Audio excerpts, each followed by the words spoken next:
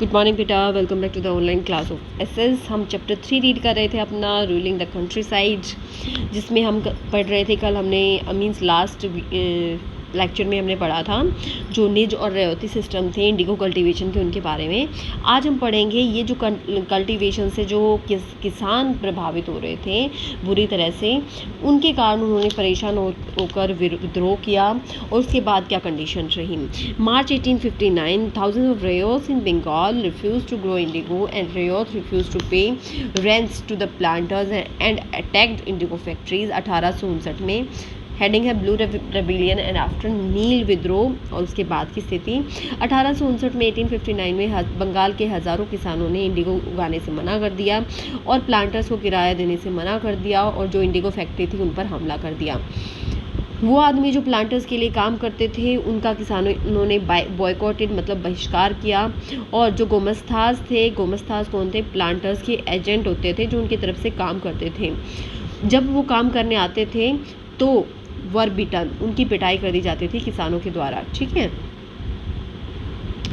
Riots swore they would no longer take advances to sow indigo or nor be bullied by the planters लाठियास, the लाठी wielding strongmen maintained by the planters।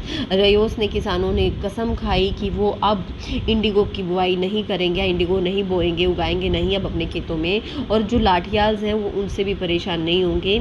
लाठियास कौन थे? जो planters के द्वारा जो strong आदमी जिनको रखा जाता था लाठी वाले किसानों की पिटाई के लिए, अब इनका भी इन्होंने विरोध करना शुरू कर दिया। कॉजेज ऑफ ब्लू रेबिलियन, नील विद्रोह के कारण 1859 में जो इंडिगो रेयोत हैं उनको लगा कि जो गांव के जो ज़मींदार हैं और जो मुखिया हैं वो प्लांटर्स के खिलाफ उनके विद्रोह में उनका साथ देंगे।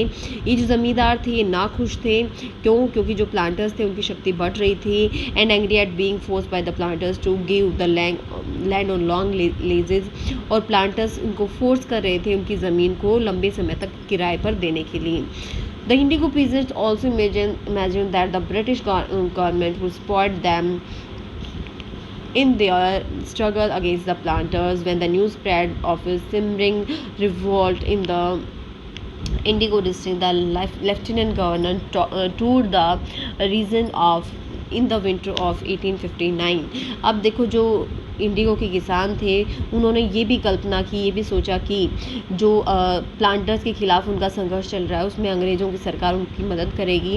अब ये जो बंगाल के रिवोल्ट की जो न्यूज़ थी ये धीरे धीरे कहाँ पहुँची? ब्रिटेन में। और 1859 की विंटर्स में जो एक लेफ्टिनेंट गवर्नर भारत में आए, स्पेशली बंगाल में उन्होंने टूर किया कि बंगाल के किसानों की दशा कैसी थी जानने के लिए।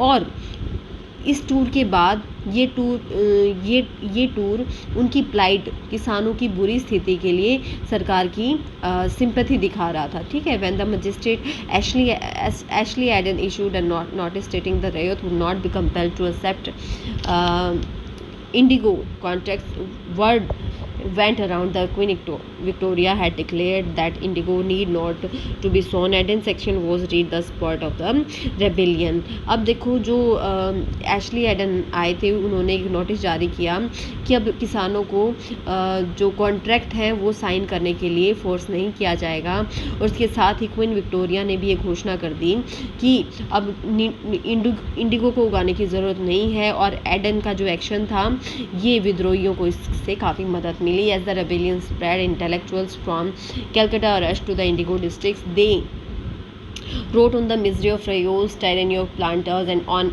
orders of the indigo system। जैसे जैसे ये विद्रोह बढ़ा, जो बुद्धिजीवी थे वो कलकत्ता से इंडिगो के ज़िलों में गए जहाँ पर इंडिगो या फिर परगना जो क्षेत्र था 24 परगना, वहाँ पर गए। और वहाँ पर उन्होंने किसानों की बुरी दशा, प्लांटर्स का जो जुर्म था कर रहे थे, वो किसानों पर हिंसा कर रहे थे। और इंडिगो सिस्टम का जो एक बुरा नज़ारा था, डरावना दृश्य है, उसके बारे में लिखा। आउटकम्स ऑफ रेबिलियन या नील विद्रोह के रिजल्ट्स क्या रहे? Worried by the rebellions the government brought in the military to protect the planters from assault and set up indigo commission to inquire into the system of indigo production. The commission held the planters guilty. It declared that indigo production was was not profitable for Rayos. The commission asked the Rayos to fulfill their existing contract, but not also told them that they could refuse to produce Indigo in future. अब देखो rebellion से चिंतित होकर जो सरकार थी उसको सेना को लाना पड़ा प्लांटर्स को हिंसा से बचाने के लिए और इंडिगो कमीशन की स्थापना की। ठीक है, जो कमीशन था उसके कारण उसमें प्लांटर्स को दोषी पाया गया। इसने घोषणा की कि जो इंडिगो की जो खेती है वो किसानों के लिए किसी भी तरह से लाभदायक नहीं है। कमीशन में कहा गया कि उनको जो कॉन्ट्रैक्ट उन्होंने साइन कर रखा है केवल वही पूरा करना है, फ्यूचर में वो इंडिगो उगाने से मना कर सकते हैं। रिवोल्ट के बाद जो इंडिगो का जो प्रोडक्शन है वो बंगाल में ख़त्म हो गया, लेकिन जो प्लांटर्स हैं अब वो बिहार की तरफ चले गए। बिहार में वो इंडिगो उगाने लग गए।